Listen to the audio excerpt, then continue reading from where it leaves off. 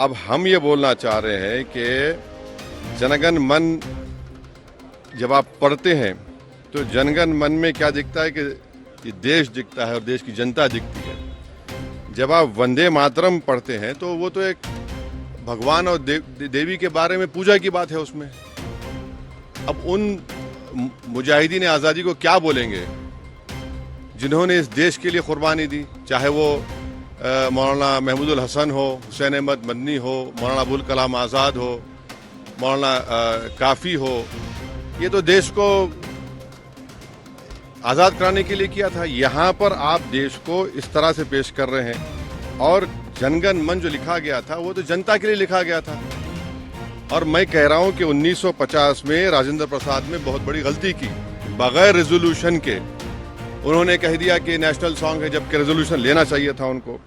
तो और कहीं पर भी नेशनल सॉन्ग का डेफिनेशन नहीं है। तो आप इसको इस तरह से मुसल्लत कर रहे हैं देश के ऊपर, ये गलत है बिल्कुल। आर्टिकल 25 फ्रीडम ऑफ रिलीजन है, उसके स्टैंजास पढ़ लीजिए आप।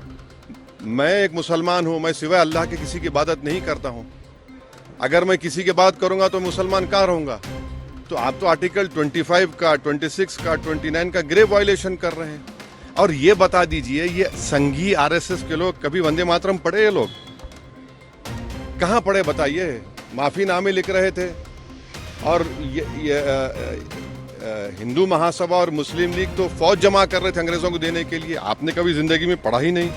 और आखिरी बात, हमारा संविधान का जो प्रियम्बल है वो किससे शुरू होता है? वी द पीपल, भारत माँ से नहीं शुरू होता है ना।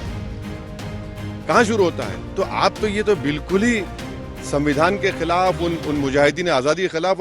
और जो काम बोस नहीं किए, रविंद्रनाथ टैगोर नहीं किए, वो काम आप ये कर रहे हैं। जो कमेटी बनाई गई थी उन्होंने कहा कि नहीं।